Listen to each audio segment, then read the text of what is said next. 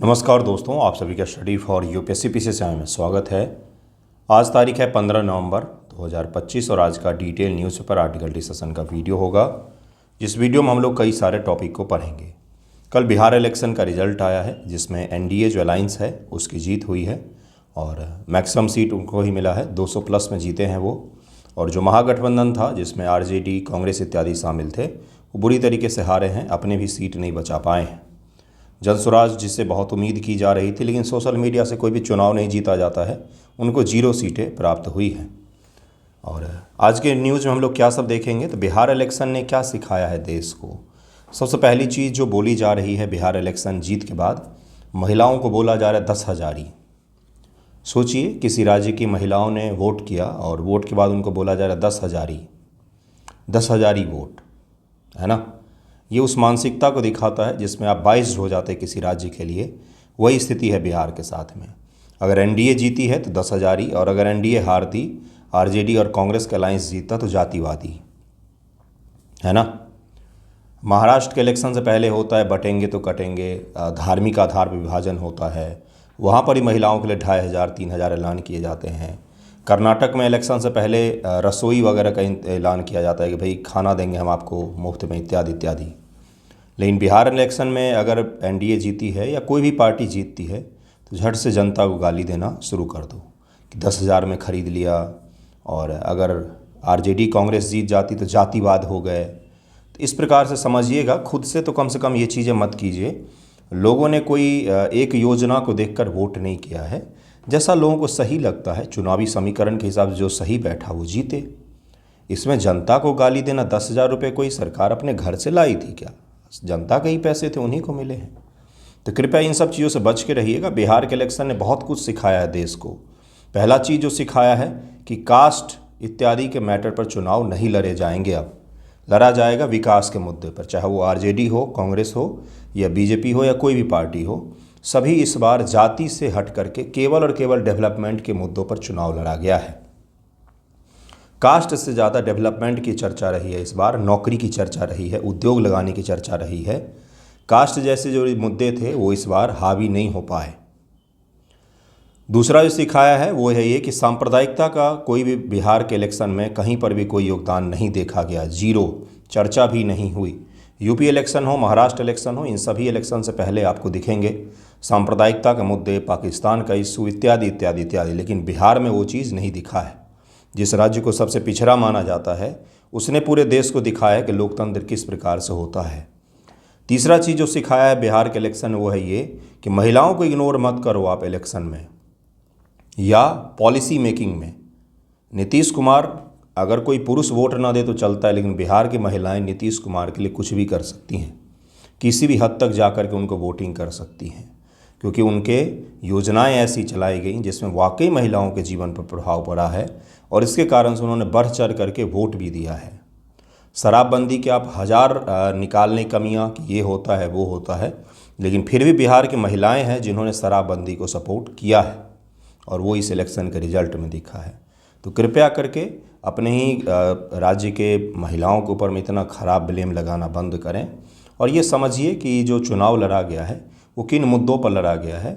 लोगों के वोट 10,000 में नहीं बिके हैं, बल्कि उनको योजनाएं दिखी, लाभ हुआ पिछले 5 सालों में, इसीलिए उन्होंने बढ़ चढ़ करके वोट किया है। अगली बार आरजेडी जीतेगी, कांग्रेस जीतेगी, तो उस समय आप क्या जातिवादी बोलेंगे क्या? तो कुछ सीख जो मिला है बिहार इलेक्शन से उसके बारे में मैंने बताया है। आज एक एनके सिंह है, एनके सिंह के बारे में तो जानते होंगे, 15 में फाइनेंस कमीशन के रहे हैं अध्यक्ष। उनके द्वारा एक लेख लिखा गया है इंडियन एक्सप्रेस में, उसको हम लोग डिटेल में डिस्कस करेंगे। बिहार इलेक्शन से ही जुड़ा हुआ है, बिहार इलेक्शन के पश्चात किस दिशा में काम करना चाहिए उससे जुड़ा हुआ है। उसके अलावा डेटा प्रोटेक्शन एक्ट को सरकार ने नोटिफाई कर दिया है, अब वो लागू हो जाएगा डेटा प्रोटेक्शन एक्ट, उसको भी देखेंगे हम लोग। इसके अलावा और भी 1-2 टॉपिक है जैसे एआई गाइडलाइंस वगैरह जो है उसको भी देखेंगे। जहाँ 70 बीपीएससी मेंस का जो कॉपी आया है, डाउनलोड करके देख लीजिएगा अपनी अपनी कॉपीज़ को। रफ पेज पर भी कुछ बच्चों ने डीआई वगैरह सॉल्व किया था, तो उसको भी ज़रा देख लीजिएगा। उसका भी वैल्यूएशन मेरे हिसाब से जो बीपीएससी जो है वो करेगी। इसके अलावा 71 पीटी का रिजल्ट जो है, जो कल सीएमई पटना जो है उनका सोर्स पता नहीं क्या है, अलग अलग बार ट्वीट करते रहते वो लोग, तो उनका ये था कि भाई ट्यूसडे तक आने की संभावना है, लेकिन देखिए कब तक आती है रिजल्ट। जल्द ही आ जाएगा, इस वीक में पूरी संभावना है कि रिजल्ट आ जाएगा। देखिए पहला टॉपिक आज का क्या है। एनके सिंह के बारे में तो जानते ही होंगे, ये बिहार से ही बिलोंग करते हैं। बहुत ही पॉलिसी मेकिंग में इनका बहुत बड़ा नाम रहा है। तो 15वें फाइनेंस कमीशन के अध्यक्ष भी थे। तो इन्होंने कितना शानदार सा ये निबंध लिखा है जिससे बताया है कि जो गवर्नमेंट अब बनी है उसको क्या क्या 10 चीज़ें करनी चाहिए बिहार में इलेक्शन के पश्चात। जब आपको इतनी बड़ी जीत मिली है तो आपको किस दिशा में काम करना चाहिए। हालांकि इससे कुछ सवाल भी हैं। क्या इस जीत का मतलब ये हो गया कि बिहार से पलायन बंद हो जाएगा? क्या पलायन नहीं हुए हैं क्या बिहार में? क्या बिहार का स्वास्थ्य ढांचा खराब नहीं है? क्या बिहार में शिक्षा की स्थिति खासतौर से हायर एजुकेशन की खराब नहीं है? क्या 4 साल बच्चों को सही से डिग्री प्राप्त हो जाती है? क्या परीक्षा में पेपर लीक का एक बहुत बड़ा मुद्दा नहीं था क्या? तो मुद्दे थे ये, लेकिन फिर भी जनता ने वोट किया है उनको। तो बस आप ये चीज़ मान कर के आगे बढ़ जाइए। अब इसमें कुछ भी खास ऐसा है नहीं कि जो आपको समझाया जाए। देखिए इन्होंने क्या क्या बोला है। इन्होंने बोला है कि आर्थिक प्रगति के बावजूद 2023-24 में जीएसडीपी 9.2% से बढ़ी है। अर्थव्यवस्था 2011 से तिगुनी हो गई। हर गांव में सड़क, सभी तक बिजली इत्यादि पहुंची तो है, लेकिन फिर भी चुनौतियां मौजूद हैं अभी भी। प्रति व्यक्ति राष्ट्रीय आय औसत का 1/3 है। खुला बेरोजगारी दर 3.9% है, इत्यादि इत्यादि इन्होंने कहा है। ये तो इसका इंट्रो हो गया जिसमें इन्होंने बिहार की उपलब्धियां और बिहार की कमजोरियों के बारे में बताया है। लेकिन अब जो मैं आपको पढ़ाऊंगा उसका आप आंसर राइटिंग में भी उपयोग कर सकते हैं। जैसे आपसे अगर पूछे कि बिहार की अर्थव्यवस्था को, कल ही मैंने सवाल दिया था 72 वाले ग्रुप में, वो इसी कारण से दिया था मैंने, क्योंकि ये जो है इलेक्शन के पश्चात अब जिस चीज़ पर सबसे ज़्यादा चर्चा होगी वो है सरकार के मैनिफेस्टो पर, जिसमें उन्होंने बोला है कि शुगर मिल चालू कर देंगे, 2 करोड़ या 1 करोड़ रोजगार देंगे। इसके अलावा उन्होंने बोला कि हम अर्थव्यवस्था में बहुत बड़े स्तर पर रिफॉर्म करेंगे, इत्यादि इत्यादि। इसलिए ये आर्टिकल भी लिखा है इन्होंने और इसीलिए मैं आपको ये पढ़ा भी रहा हूँ, ताकि अगर आपसे मेंस एग्जामिनेशन सवाल पूछता है कि बिहार की अर्थव्यवस्था मौजूद चुनौतियों के बारे में लिखें, मौजूद संभावनाओं के बारे में लिखें और मौजूद इसके समाधान के बारे में लिखें, तो वहाँ पर आपको ये पॉइंट जो हैं बिल्कुल सर्टिफाइड मिलेगा कि भाई एनके सिंह के द्वारा लिखा गया है, तो ज़रूर ही उसमें कुछ बात होगी। पहला जिन्होंने बोला है कि सेवा और उद्योग क्षेत्र जो है, यानी कि सेकेंडरी सेक्टर और टर्सरी सेक्टर जो है इकोनॉमी की, इनको हमें एक साथ इंजन बना करके चलना पड़ेगा। यानी कि प्राइमरी सेक्टर जो है बिहार का वो सही है, ठीक है, फिर भी लेकिन प्राइमरी सेक्टर में कोई बहुत बड़े खेतिहर नहीं है और प्राइमरी सेक्टर बिहार का कोई ऐसा बड़ा उत्पादन का केंद्र भी नहीं बन पाया है। वहाँ पर निर्वाह कृषि ही की जाती है। लेकिन अगर हम सेकेंडरी सेक्टर यानी कि मैन्युफैक्चरिंग पर जोर देंगे और टर्सरी सेक्टर यानी कि सेवा क्षेत्र पर जोर देंगे तो हम बिहार में कुछ बड़े स्तर के रिफॉर्म कर पाएंगे। सेवा और उद्योग को जीएसडीपी में संयुक्त रूप से 1/4 हिस्सा बढ़ाने के लिए 2030 तक खाद्य प्रसंस्करण, जो पहला इन्होंने बोला है वो फूड प्रोसेसिंग। क्यों इन्होंने बोला है फूड प्रोसेसिंग? क्योंकि बिहार में खनिज संसाधन उपलब्ध नहीं है। उपलब्ध जो है वो है कृषि के आउटपुट, जैसे कि आलू, जैसे कि सब्जियां, जैसे कि मशरूम, जैसे कि इत्यादि इत्यादि इत्यादि। एथेनॉल से लेकर के आप गन्ने ले लीजिए, मखाने ले लीजिए, मतलब कृषि प्रोडक्ट बिहार में बहुत सारे हैं। तो खाद्य प्रसंस्करण जो उद्योग हैं, जिनको फूड प्रोसेसिंग उद्योग कहा जाता है, अगर ये बिहार में लगाया जाए तो बिहार में सेकेंडरी सेक्टर का डेवलपमेंट हो सकता है। इसके अलावा इन्होंने बोला है कपड़ा, इथेनॉल, नवीकरणीय ऊर्जा क्लस्टर, आईटी सक्षम सेवाएं, पर्यटन को उत्प्रेरक के रूप में इस्तेमाल करें। ये इन्होंने बिहार सरकार के लिए सुझाव के रूप में बताया है। इन्होंने आगे क्या लिखा है कि बिहार औद्योगिक निवेश संवर्धन package 2025 single window clearance system ढांचा प्रदान करता है, लेकिन कार्यान्वयन, इन्होंने बोला कि बिहार सरकार के पास पॉलिसी भी है जिसमें सिंगल विंडो सिस्टम के तहत में आप बना सकते हैं फैक्ट्री को, लेकिन उसका कार्यान्वयन नहीं हो पाता है, इम्प्लीमेंटेशन नहीं हो पाता। इस चुनाव के दौरान एक बिहार के स्टार्टअप की बहुत ज़्यादा चर्चा हुई। एक क्लस्टर बनाया गया था जहाँ पर कपड़े वगैरह बनाने शुरू किए गए थे। कुछ सालों तक वहाँ पर 40 से 50 करोड़ तक के ऑर्डर आए, लेकिन अचानक से सरकार ने जब अपने हाथ खींचे तो पूरा पूरा उद्योग ही बंद हो गया। जो लोग लाखों कमा रहे थे अब वो लोग बिल्कुल कर्ज में डूब चुके हैं। बियाडा के तहत लैंड बैंक पहल को समय सीमाओं सुविधाओं को समर्थित करें। लैंड बैंक क्या होता है? सरकार ने बहुत बड़े स्तर पर ज़मीनें अलग अलग जगहों पर क्या कर ली, इकट्ठा कर ली। अब कोई फैक्ट्री, कंपनी, समूह आना चाहे तो उसको बोले कि यहाँ पर आप लगा सकते हैं, हम आपको लैंड दे रहे हैं, पूरा का पूरा एक हिस्सा ही आप यहाँ पर आसानी से शुरू कर सकते हैं। तो पहला पॉइंट क्या था कि सेवा और सेकेंडरी और टर्सरी सेक्टर में उद्योग को हमें बढ़ाना पड़ेगा। जिसके लिए हमारे पास नीति भी है, पॉलिसी भी है, बस उसका इम्प्लीमेंटेशन नहीं हो पा रहा है। दूसरा जो है बेसिक इंफ्रास्ट्रक्चर में सुधार और गुणवत्ता को सुनिश्चित करना, अर्थात बेसिक इंफ्रास्ट्रक्चर में सुधार तो करना है, रिफॉर्म तो करना ही, और क्वालिटी भी मेंटेन करना है। जैसे क्या होता है भाई, बिजली खपत भारत में सबसे कम है अभी भी, क्योंकि बिजली की पहुंच उतने अच्छे तरीके से, रिलायबल तरीके से सभी जगहों पर अभी भी नहीं है।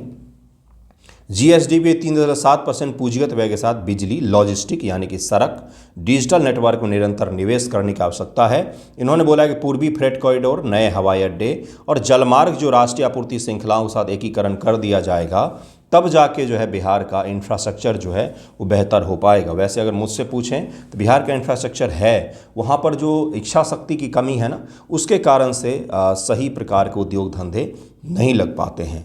बिहार की सड़कें अच्छी होती हैं, हाँ, इंफ्रास्ट्रक्चर में कुछ कमियां भी हैं, लेकिन उसको भी सरकार को एड्रेस करना चाहिए। अगला इन्होंने बोला है कृषि को जीविका आधारित से विविधीकरण की ओर मोड़ना। इन्होंने बोला है कि जो निर्वाह कृषि होता है बिहार में, निर्वाह कृषि का मतलब क्या होता है, जो उपजाया वो खा लीजिए और ख़त्म हो गया, उसमें से कुछ बचा नहीं कि बेच पाएँ, या इतना कम बचा कि उसको मार्केट ले जा कर के नहीं बेचते, बल्कि ये लोकल एरिया में ही, गांव घर में ही बेच करके ख़त्म कर लिया। तो इन्होंने बोला है कि जो कृषि है इसको जीविका आधारित से विविधीकरण, हमें डाइवर्सिफाई करना पड़ेगा। चावल, धान, गेहूं की जगह पर हम ऐसे चीज़ों का उत्पादन करें जिनका उत्पादन भी अधिक हो, उनको बेचा भी जा सके और उनसे कुछ इनकम भी जनरेट किया जा सके। इन्होंने बोला है कि चौथे कृषि रोड मैप बिहार में फिर से पॉलिसी मौजूद है, इम्प्लीमेंटेशन नहीं हो पा रहा है। मिट्टी का सॉइल हेल्थ, दाल, तिलहने, बाजरा को बढ़ावा देने पर केंद्रित है। डेयरी, पोल्ट्री, मत्स्य पालन से पहले ही कृषि उत्पादन के 1/3 प्रदान करते हैं। इस तरह से मक्का, मखाना, लीची इत्यादि का भी हमें प्रोसेसिंग इत्यादि पर ध्यान देना पड़ेगा। तो पहला जो था जिसमें सेकेंडरी और टर्सरी उद्योग की हम लोग बात कर रहे थे, वो भी इनडायरेक्टली जो है किससे जुड़ा हुआ था, तो एग्रीकल्चर से ही जुड़ा हुआ था, क्योंकि फूड प्रोसेसिंग की हम लोग बात कर रहे थे। आपको जान करके शायद आश्चर्य होगा कि नेपाल में सबसे ज़्यादा चिकन और अंडों की सप्लाई जो है ये बिहार से ही की जाती है, क्योंकि बिहार में बहुत ज़्यादा इसका उत्पादन होता है। उत्तरी बिहार में एक प्रमुख उद्योग है चिकन और अंडों इत्यादि का। अगर आप आएंगे तो गांव घर में आपको लगा हुआ दिखेगा। तो एक सेक्टर को थोड़ा सा सरकार ने पुश किया और उससे एक्सपोर्ट के लिए जब बाज़ार मुहैया हुआ तो अच्छी खासी प्रगति कर रहा है वो। इसी तरह से अगर आप मक्का, मखाना, लीची इत्यादि पर भी ध्यान दें तो वो भी सही होगा, ऐसा इनका कहना है। मानव पूंजी को बिहार का सबसे बड़ा अवसर बनाना। इन्होंने बोला कि जो बिहार की आबादी है वो काफ़ी बड़ी है और उसको हमने अभी तक ह्यूमन कैपिटल में रिफॉर्म करके नहीं बदला है। ह्यूमन कैपिटल क्या होता है, मैंने सवाल भी लिखवाया बच्चों से कि मानव और मानव संसाधन में अंतर होता है। मानव जो कोई पैदा हुआ है, पृथ्वी पर चल रहा है, हर कोई मानव है, लेकिन मानव संसाधन के रूप में कैसे कार्य करता है, जब उसके पास में स्किल हो, एजुकेशन हो, पढ़ा लिखा हो, प्रोफेशनल हो, तो वो क्या हो जाते हैं, वो हो जाते हैं मानव संसाधन। पढ़े लिखने में एजुकेशन से भी ज़्यादा स्किल को प्रायोरिटी दी जाती है, अर्थात कोई बढ़े ही है, वो बिना पढ़ा लिखा है लेकिन काम शानदार करे तो मानव संसाधन है। और किसी आदमी ने पढ़ी लिखी है लेकिन कुछ भी काम नहीं कर रहा है तो फिर वो मानव में ही आएगा, वो संसाधन नहीं बन। कहने का तात्पर्य ये था मेरा।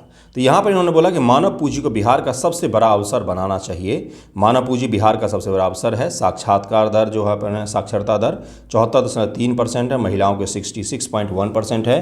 बजट का 1/5 शिक्षा पर खर्च होता है, लेकिन परिणाम सुधरने चाहिए। इन्होंने बोला है कि शिक्षा पर आप खर्च भी कर रहे हैं, लेकिन परिणाम क्या मिलता है आपको उसके बदले में? कुछ भी नहीं। बिहार के युवा 8-10 हज़ार में गुजरात, बेंगलोर इत्यादि जगहों पर जाकर के बहुत ही ख़राब वर्किंग एनवायरनमेंट में काम करने के लिए मजबूर हैं, सड़क किनारे पानी पूरी बेचने के लिए मजबूर हैं। तो ये क्यों है भाई? क्योंकि उनको आपने सही समय पर सही स्किल नहीं दिया। पढ़ लिख लिया उन्होंने, पढ़ लिख करके भी वो ऐसे नहीं बन पाए कि नौकरी एक ले पाएँ। इसके कारण से इन्होंने बोला है कि परिणाम सुधरने चाहिए। एजुकेशन का केवल बजट बढ़ाने से कुछ नहीं होगा। वो बजट अगर किसी की जेब में जा रहा है तो उसका कुछ भी आउटकम नहीं है, जीरो होगा। इन्होंने अगला बोला है कि ASER 2024 दिखाता असर रिपोर्ट जो आता है कि कक्षा 3 के केवल 39.4% बच्चे कक्षा 2 स्तर का पाठ पढ़ सकते हैं। असर के रिपोर्ट में कहा गया कि तीसरी कक्षा का जो बच्चा है वो दूसरी कक्षा की किताब भी नहीं पढ़ पाता, आ गया तीसरी कक्षा में। मात्र 19.5% भाग कर सकते हैं प्रत्येक जिले में स्किल डेवलपमेंट मिशन के 5 लाख युवाओं को प्रशिक्षित करने का लक्ष्य रखें, जो विनिर्माण, लॉजिस्टिक, आतिथ्य यानी कि जो टूरिज्म वगैरह होता है उसकी बात करें हम लोग, उनमें ये युवा जो है मदद कर पाएँ। इन्होंने बोला कि प्रत्येक जिले में कम से कम 5 लाख युवाओं को ट्रेंड करने की कैपेसिटी के लिए एक सेंटर स्थापित होना चाहिए। अगला इन्होंने बोला है शहरीकरण को नवाचारी बनाना। इन्होंने बोला है बिहार में शहरीकरण की आबादी 2011 की तुलना में 11% ही है और उसको हमें सुधारने की ज़रूरत है, जिससे क्या होगा भाई, जिससे वहाँ पर एक सही एनवायरनमेंट बन पाएगा काम को लेकर के। तीसरे स्तर को मजबूत करें। इन्होंने बोला कि पंचायती राज, इसको मजबूत करना पड़ेगा हमें। फंक्शन, फाइनेंस एंड फंक्शनरीज यानी कि कार्य करने के लिए उनको शक्ति देना, शक्ति के अलावा उनको पैसे देना और पैसे के साथ हमें उनको काम करने के लिए मुहैया करवाना, इसी को कहा जाता है फंक्शन, फाइनेंस एंड फंक्शनरीज। संपत्ति कर संग्रह संभावना से बहुत कम है। तीसरे स्तर का वित्त पोषण, अनुमानित अनुदान, स्वयं स्रोत राजस्व बढ़ाने और ऑडिट खातों को सुधारा जाए, ताकि नीचे स्तर पर जो भ्रष्टाचार हो रहा है कम से कम उसको सही कर लें। इसीलिए तो बिहार का कोई शहर जो है वो गंदगी से अभी तक साफ़ नहीं हो पाया, क्योंकि नगर पालिकाएँ इतनी भ्रष्ट हैं, उन्हीं का ऑफिस डूबा हुआ रहता है। कभी दरभंगा नगर निगम के सामने चले जाइएगा, देखिएगा सर शहर का सबसे गंदा जगह वही है। तो कैसे भाई, जो अपना ऑफिस नहीं साफ़ कर पाए वो कैसे जिला साफ़ करेगा, कैसे शहर को साफ़ करेगा, है ना। पर्यटन और आतिथ्य से तेज रोजगार सृजन। पर्यटन, इन्होंने पर्यटन सेक्टर के बारे में बोला है 7वें पॉइंट पर कि पर्यटन का बिहार में बहुत सारी संभावनाएं हैं। संभावना का मतलब होता है पोटेंशियल बहुत ज़्यादा है। हमारे पास ऐसे जगह हैं जहाँ पर पर्यटन संभव हो पाता है। मैंने एक सवाल दिया था बच्चों को लिखने के लिए, प्राकृतिक पर्यटन यानी कि नेचुरल जो हमारे पास टूरिस्ट प्लेसेज हैं उनके बारे में मैंने लिखवाया था। अपने पास हिस्टोरिक भी है, नेचुरल भी है, अपने पास विलेज है, अपने पास रिलीजियस है, रिलीजियस भी है, बुद्ध धर्म, जैन धर्म, मुस्लिम जो हैं उनके, इस्लाम धर्म, हिंदुइज्म की तो है ही, ये सारे धर्मों का है बिहार में। तो अगला देखिए क्या है, संस्थागत सुधार से विकास को टिकाऊ बनाना। इन्होंने बोला नौकरशाही में भी हमें सुधार करना पड़ेगा, ताकि हमारी नौकरशाही रुकावट ना बने बल्कि वो पुश करे, चीज़ों को आगे बढ़ाए, न कि रोक करके रखे। पूंजीगत व्यय के लिए अवशोषण क्षमता को बढ़ाना। पूंजीगत व्यय तो बिहार कर रहा है लेकिन उस अनुसार परिणाम नहीं मिल पा रहे हैं, इसलिए उन्होंने बोला कि पूंजीगत व्यय सही तरीके से किया जाए। नेक्स्ट पॉइंट में इन्होंने यही बताया है। इन्होंने बोला है कि पूंजीगत व्यय जो है 2025-26 बजट अनुमान जीएसडीपी के 5.4% पर स्वयं का राजस्व रखते हैं। 22% नाम मात्र जीएसडीपी वृद्धि के साथ भी अगर सुधार करें तो भी बिहार में पूंजीगत व्यय में अगर सुधार की जाए। दरअसल में पिछले साल का अगर आप बजट पढ़ेंगे तो बिहार उन राज्यों में से एक था जिनका घाटा बहुत कम था, जिन्होंने कैपिटल एक्सपेंडिचर बहुत बड़े स्तर पर किया है।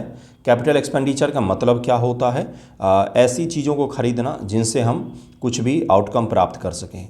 जैसे अगर आप खाना खा लेते हैं 100 रुपये का, तो वो क्या हो गया, वो हो गया आपका पैसा वेस्ट एक तरीके से।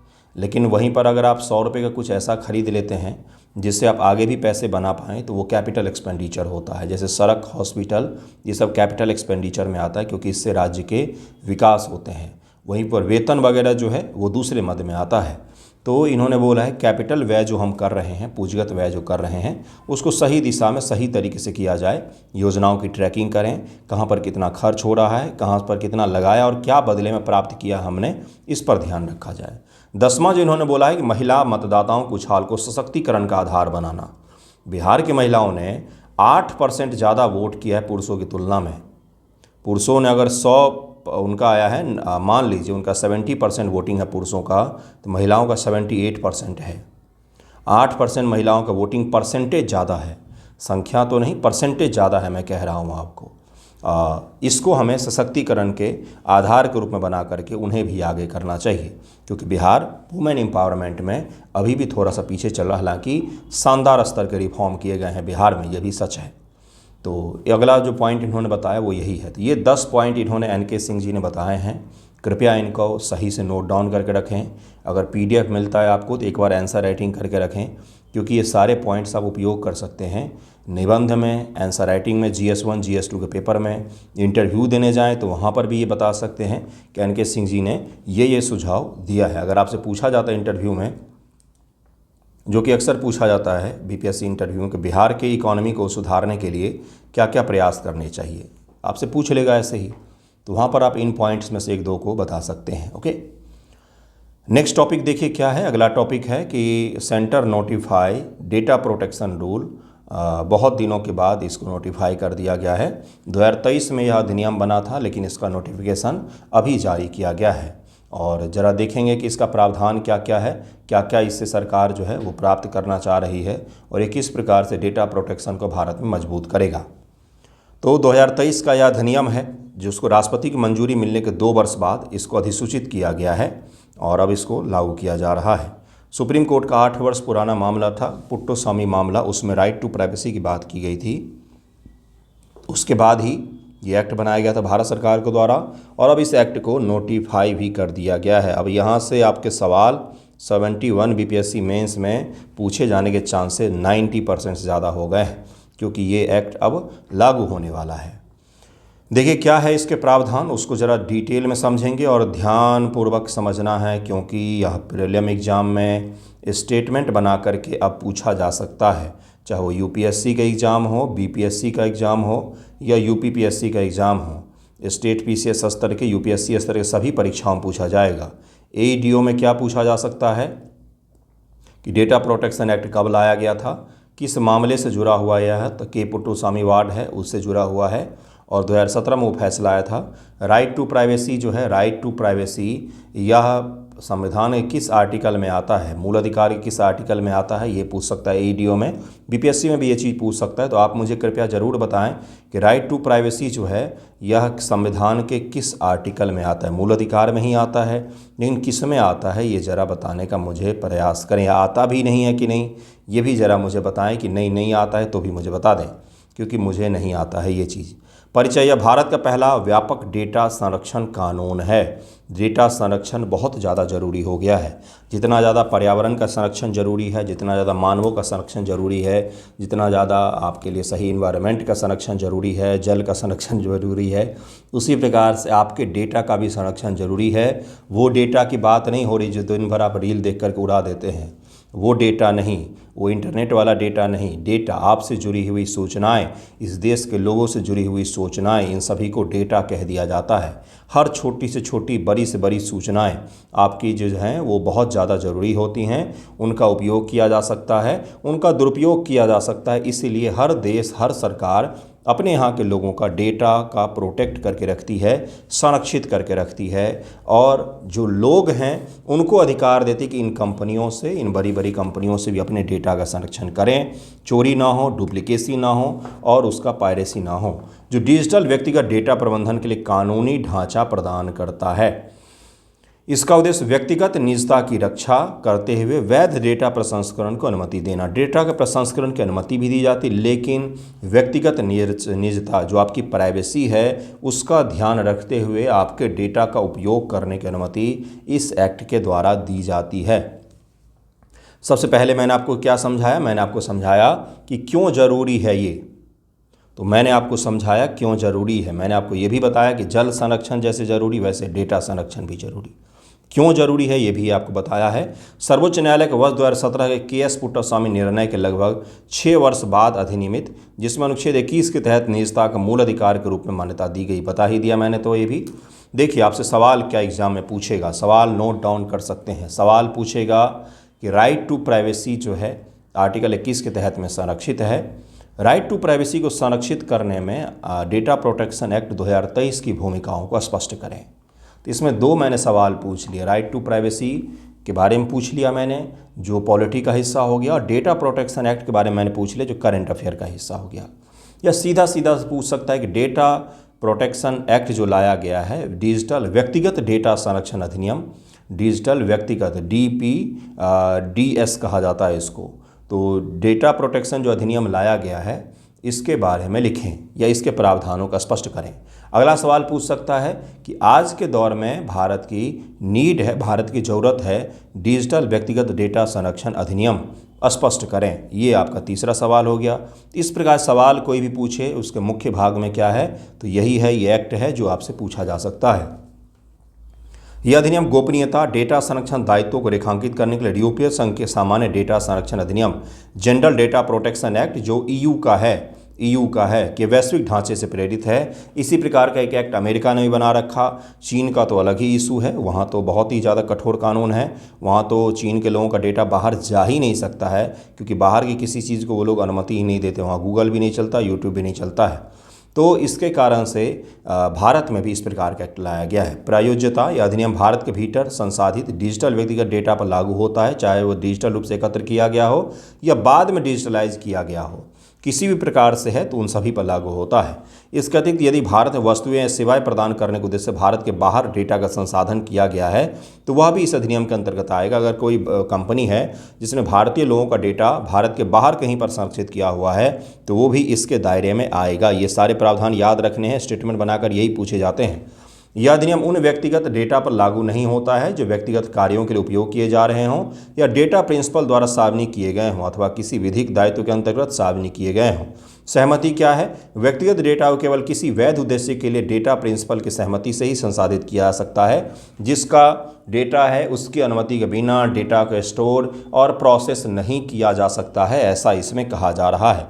आप जब तक अनुमति नहीं देंगे तब तक नहीं होगा, जिसे वह किसी भी समय वापस ले सकता है। आप किसी भी समय अपनी अनुमति को वापस ले सकते हैं कि मैंने अपना परमिशन ख़त्म कर दिया, मेरे डेटा को प्रोसेस करना बंद कर दो, मेरे डेटा को स्टोर करना बंद कर दो, तो उसको वह बंद करना पड़ेगा।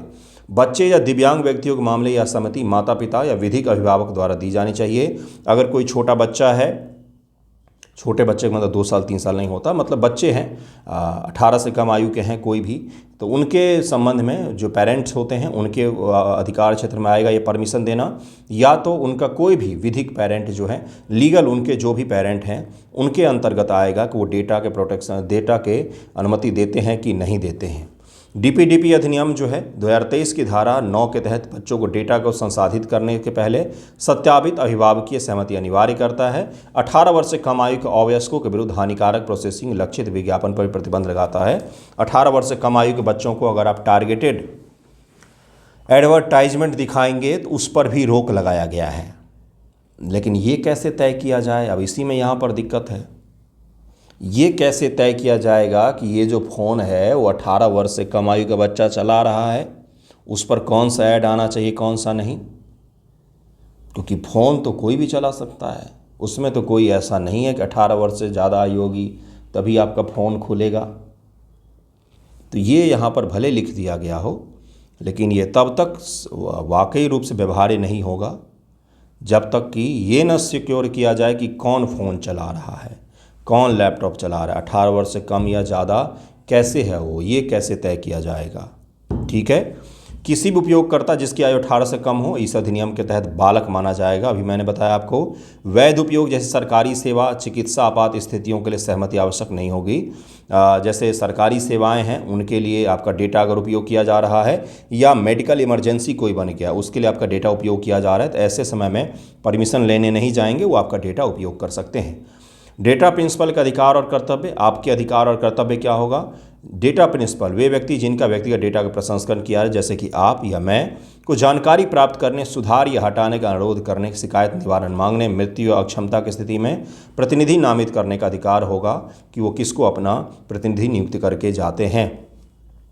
उन्हें झूठी शिकायत या गलत जानकारी देने से बचना चाहिए। उल्लंघन करने पर 10,000 तक का जुर्माना लगाया जा सकता है। डेटा फ्यूडर्सीज की दायित्व, डेटा फ्यूडर्सीज वे संस्थाएं संगठन जो डेटा को इकट्ठा कर रही हैं, प्रोसेस कर रही हैं, संग्रहित कर रही हैं, उनके लिए डेटा की सटीकता सुनिश्चित करनी चाहिए। सुरक्षा उपाय लागू होने चाहिए ताकि वहां से चोरी भी ना हो। जब उद्देश्य पूरा हो जाए तो उसे बनाए रखने कानूनी रूप से आवश्यक न रह जाए तो व्यक्तिगत डेटा को समाप्त करना भी आवश्यक है। राइट टू डिलीट, आपने कभी गौर किया है क्या? जैसे इंश्योरेंस वगैरह के लिए आप कहीं पर जाएं, किसी वेबसाइट पर एक बार नंबर डालिए, इतने कॉल मैसेज आपको आएंगे, इतने कॉल मैसेज आपको आएंगे, परेशान हो जाओगे आप। किसी स्टोर पर अगर आप जाते हैं शॉपिंग करने के लिए और मान लीजिए कोई ब्रांडेड स्टोर होता है, वहाँ पर आपसे नंबर आपका मांगता, आप दे देते हैं। अब वो आपको मैसेज करता रहता है डेली कि ये सामान आया है, वो सामान आया है, ख़रीद लो। तो यहाँ पर ये कहा गया है कि व्यक्तियों को अधिकार होगा कि वो डिलीट का भी ऑप्शन अपना सकते हैं, डेटा को समाप्त करना भी आवश्यक हो सकता है। डेटा फिडुशियरीज, केंद्र सरकार ने डेटा की मात्रा, संवेदनशीलता, व्यक्तिगत अधिकारों के लिए जोखिम और राष्ट्रीय सुरक्षा, संप्रभुता, लोकतंत्र और सार्वजनिक व्यवस्था बनाए रखने खतरों जैसे कारक के आधार पर कुछ डेटा फिडुशियरीज को एसडीएफ के रूप में नामित कर सकती है और उनको एक अधिकारी नियुक्त करना पड़ेगा। एसडीएफ के अतिरिक्त दायित्व हैं एक डेटा संरक्षण अधिकारी नियुक्त करना, स्वतंत्र ऑडिटर की नियुक्ति करना, डेटा प्रभाव आकलन करना, ये सब काम भी करना पड़ेगा। छूट क्या है? तो अधिसूचित एजेंसियों के लिए इसमें छूट दी गई है। भारत सरकार कई सारी ऐसी एजेंसियां हैं जिनके लिए इसमें छूट दी गई हैं। रिसर्च इत्यादि के लिए भी दिया गया है। स्टार्टअप या अन्य अधिसूचित श्रेणियों के लिए कुछ छूट दिया गया है। कानूनी अधिकारियों दावों को लागू करने, अपराधों की रोकथाम जांच के लिए इसमें छूट दिया गया है। न्यायिक या नियामक कार्यों के निष्पादन के लिए इसमें छूट दिया गया है। डेटा प्रिंसिपल के अधिकार और डेटा फिडुशियरीज के दायित्व निर्दिष्ट मामलों पर लागू नहीं होते हैं, मतलब छूट जहां पर दिया गया इस एक्ट से उसके बारे में यहाँ पर लिखा हुआ है। भारत में गैर निवासिक डेटा का विदेशी अनुबंध के तहत प्रसंस्करण किया जा सकता है। भारतीय डेटा संरक्षण बोर्ड एक बनाया जाएगा। अधिनियम केंद्र सरकार द्वारा डीपीबीआई की स्थापना का प्रावधान करता है, जिसके सदस्यों की नियुक्ति 2 वर्ष के लिए की जाती है। यह प्रलय में पूछा जा सकता है। वो पुनर्नियुक्ति के पात्र होते हैं। इनके कार्यों में अनुपालन की निगरानी, जुर्माना लगाना, डेटा उल्लंघन प्रक्रियाओं को संभालना, मतलब कि ये सब जो डेटा से जुड़े हुए एक्ट हैं इनको लागू किया जा रहा है। अब कुछ भी दिक्कत आएगा तो ये जो हैं अधिकारी जो हैं यही 2 वर्ष के लिए नियुक्त होंगे और यही जाँच पड़ताल कर सकते हैं। तो डेटा प्रोटेक्शन एक्ट क्या है, क्यों ज़रूरी था, क्या उसके प्रावधान हैं, हर चीज़ को मैंने डिटेल में आपको समझाया है। नेक्स्ट टॉपिक देखिए क्या है। सिंगापुर ने शुरू किया विश्व का पहला ग्रीन फ्यूल लेवी। सिंगापुर विश्व का पहला देश बन गया जिसने अगले वर्ष से देश से प्रस्थान करने वाले हवाई यात्रियों पर ग्रीन फ्यूल लेवी लागू करना शुरू कर दिया उसने। इसमें प्राप्त राजस्व का उपयोग सतत विमानन ईंधन के केंद्रीकृत खरीद के लिए किया जाएगा, जिससे विमान उद्योग को उत्सर्जन कटौती करने में मदद मिलेगी। मतलब क्या कहा जा रहा है, एक प्रकार से कहा जा रहा है कि कोई भी सिंगापुर से यात्री अगर हवाई जहाज़ इत्यादि का टिकट वगैरह लेंगे तो उनको कुछ शुल्क वहाँ पर देना पड़ेगा, ताकि उस शुल्क का उपयोग जो है वो सिंगापुर गवर्नमेंट जो है वो सस्टेनेबल विमानन क्षेत्र में निवेश करने के लिए करेगी, ऐसा कहा जा रहा है इसमें। तो ये सवाल छोटा सा पीटी में पूछा जा सकता है कि क्या है भाई क्या नहीं, और सतत विमान ईंधन क्या होता है। ऐसे ईंधन होते हैं, देखिए मैं दिखा ही देता हूँ आपको। ऐसे पारंपरिक जेट ईंधन का एक विकल्प है जो कृषि अपशिष्ट, नगरपालिका ठोस अपशिष्ट, वानिकी अवशेष, अपशिष्ट तेल जैसे गैर पेट्रोलियम फीड स्टॉक से उत्पादित होता है। इसलिए इसको सस्टेनेबल माना जाता है, ताकि हम कचरे से तेल बना रहे हैं और उसका उपयोग हम कर रहे हैं। इसे विमान इंजन या मौजूदा हवाई अड्डे के बुनियादी ढांचे में संशोधन किए बिना विमानन टरबाइन ईंधन के साथ मिश्रित किया जा सकता है, ताकि जो वेस्ट टू वेल्थ जो है वो यहाँ पर क्रिएट हो सके। उत्सर्जन में कमी हो सकती है इससे, नवीकरणीय और लचीला है। वैश्विक प्रभाव भी पड़ेगा इसके, ग्रीन हाउस गैस उत्सर्जन और ग्लोबल वार्मिंग पर भी इसका सकारात्मक प्रभाव पड़ेगा। तो इसको भी याद रख सकते हैं आप लोग। आज का वीडियो यहीं पर एंड करता हूं मैं, आगे के वीडियो में लोग इसके आगे का करेंगे। और थैंक यू सो मच आप सभी का वीडियो देखने। कल भी वीडियो आएगा, कल संडे को भी वीडियो आएगा। थैंक यू सो मच आप सभी का।